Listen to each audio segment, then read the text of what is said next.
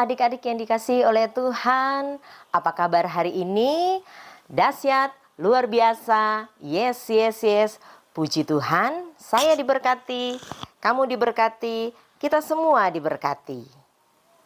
Nah, kali ini Enci Tina akan bercerita dari buku Bina Anak pelajaran 43 dengan judul Penolongku yang Hebat.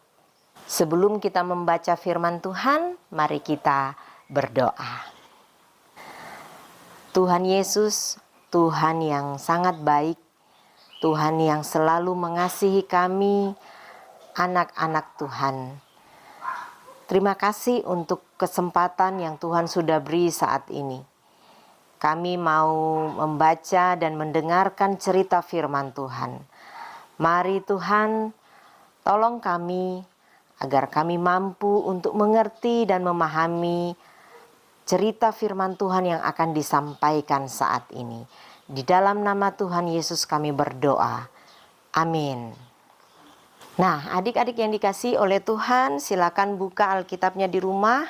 Kita akan mendengarkan firman Tuhan dari kitab Yosua pasal 3 ayatnya yang pertama hingga ayatnya yang ke-17.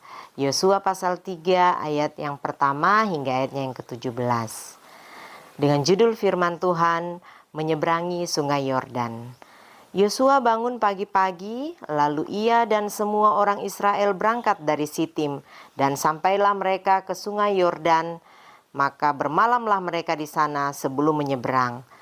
Setelah lewat 3 hari, para pengatur pasukan menjalani seluruh perkemahan, dan memberi perintah kepada bangsa itu, katanya, segera sesudah kamu melihat tabut perjanjian Tuhan Allahmu yang diangkat para imam yang memang suku Lewi, maka kamu harus juga berangkat dari tempatmu dan mengikutinya. Hanya antara kamu dan tabut itu harus ada jarak, kira-kira 2000 hasta panjangnya. Janganlah mendekatinya, maksudnya supaya kamu mengetahui jalan yang harus kamu tempuh, sebab jalan itu belum pernah kamu lalui dahulu. Berkatalah Yosua kepada bangsa itu, kuduskanlah dirimu, sebab besok Tuhan akan melakukan perbuatan yang ajaib di antara kamu. Dan kepada para imam itu Yosua berkata demikian, angkatlah tabut perjanjian dan menyeberanglah di depan bangsa itu. Maka mereka mengangkat tabut perjanjian dan berjalan di depan bangsa itu. Dan Tuhan berfirman kepada Yosua, pada hari inilah aku mulai membesarkan namamu di mata seluruh orang Israel, supaya mereka tahu bahwa seperti dahulu aku menyertai Musa, demikianlah aku akan menyertai engkau. Maka kau perintahkanlah kepada para imam pengangkat tabut perjanjian itu demikian. Setelah kamu sampai ke tepi air sungai Yordan, haruslah kamu tetap berdiri di sungai Yordan itu. Lalu berkatalah Yosua kepada orang Israel, datanglah dekat dan dengarkanlah firman Tuhan Allahmu. Lagi kata Yosua, dari hal inilah akan kamu ketahui bahwa Allah yang hidup ada di tengah-tengah kamu, dan bahwa sungguh-sungguh akan dihalaunya orang Kanaan, orang Het, orang Hewi, orang Feris, orang Girgasi, orang Amori, dan orang Yebus itu dari depan kamu. Sesungguhnya tabut perjanjian Tuhan semesta bumi berjalan menyeberang di depan kamu, masuk ke sungai Yordan. Maka sekarang pilihlah 12 orang dari suku-suku Israel, seorang dari tiap-tiap suku. Segera sesudah kaki para imam mengangkat tabut Tuhan, Tuhan semesta bumi, berhenti di dalam air sungai Yordan, maka air sungai Yordan itu akan terputus. Air yang turun dari hulu akan berhenti mengalir menjadi bendungan. Ketika bangsa itu berangkat dari tempat perkemahan mereka untuk menyeberangi sungai Yordan, para imam pengangkat tabut perjanjian itu berjalan di depan bangsa itu. Segera sesudah para pengangkat tabut itu sampai ke sungai Yordan, dan para imam pengangkat tabut itu mencelupkan kakinya ke dalam air di tepi sungai itu. Sungai Yordan itu serbak sampai meluap sepanjang tepinya selama musim menuai. Maka berhentilah air itu mengalir.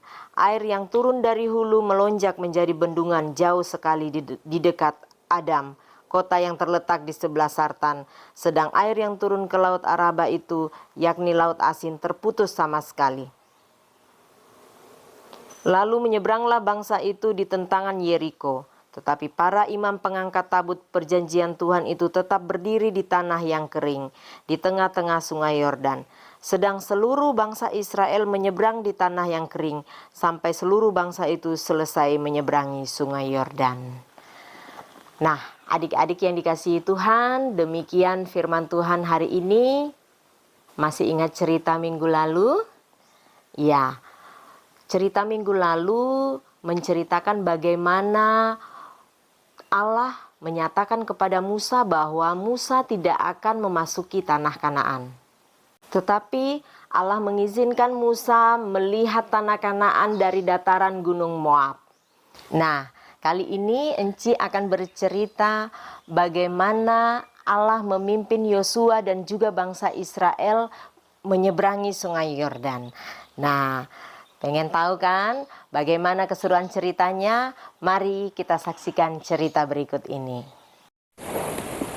Cerita dimulai ketika bangsa Israel yang dipimpin oleh Yosua mendekati sungai Yordan.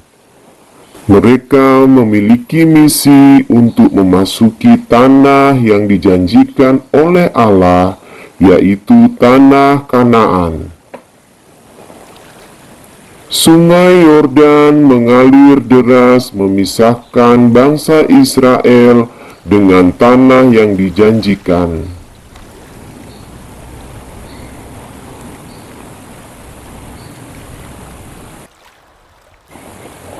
Yosua dengan iman yang kuat memimpin bangsa Israel ke tepi sungai.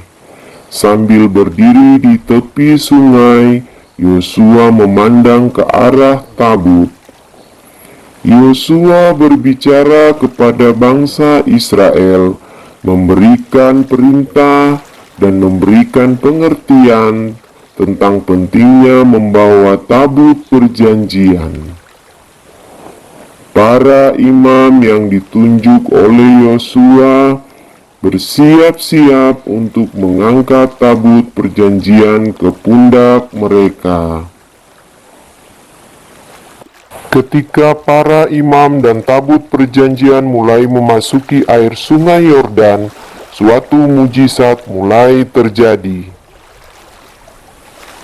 Bangsa Israel dengan iman yang kuat mulai menyeberangi sungai di atas jalan yang kering yang telah diciptakan oleh Allah. Setelah seluruh bangsa Israel telah menyeberangi sungai, para imam yang membawa tabut keluar dari sungai. Bangsa Israel merayakan keajaiban ini sebagai bukti kekuatan Allah dan janjinya yang setia. Nah, adik-adik, seru bukan ceritanya? Ya, kita melihat bagaimana kuasa Allah memimpin dan menyertai bangsa Israel menyeberangi sungai Yordan. Kita tahu bahwa sungai Yordan itu sungai yang besar dengan arus yang sangat deras.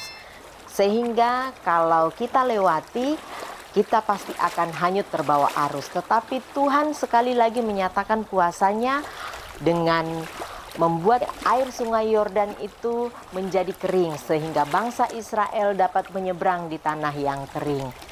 Nah, apa pesan firman Tuhan kali ini? Adik-adik yang dikasihi oleh Tuhan, Tuhan berpesan melalui firman Tuhan kali ini bahwa Tuhan kita adalah Tuhan yang sangat berkuasa. Ia berkuasa atas langit dan bumi, dan Ia berkuasa atas seluruh kehidupan kita. Jadi kita tidak perlu takut menghadapi segala pergumulan kehidupan, tantangan, masalah yang ada di dunia ini. Karena Tuhan selalu menyatakan kuasanya, Dia akan selalu menolong kita. Bagaimana caranya supaya Tuhan mau menolong kita? Ya, yang pertama kita harus hidup kudus di hadapan Tuhan. Yang kedua, kita harus taat akan perintah Tuhan atau mengikuti segala aturan-aturan yang dibuat oleh Tuhan. Dengan demikian, Tuhan pasti menolong kehidupan kita. melewati semua pergumulan hidup dan permasalahan hidup yang ada di dunia ini. Jadi adik-adik tidak perlu takut karena Tuhan selalu bersama dengan kita. Mari kita berdoa. Terima kasih ya Tuhan Yesus, kami bersyukur karena kami memiliki Allah yang sangat berkuasa atas hidup kami, sehingga kami tidak takut untuk menjalani kehidupan di dunia ini. Terima kasih karena kami juga tahu bahwa Tuhan sangat mengasihi kami dan Tuhan akan senantiasa menjaga, memelihara, dan memimpin kehidupan kami.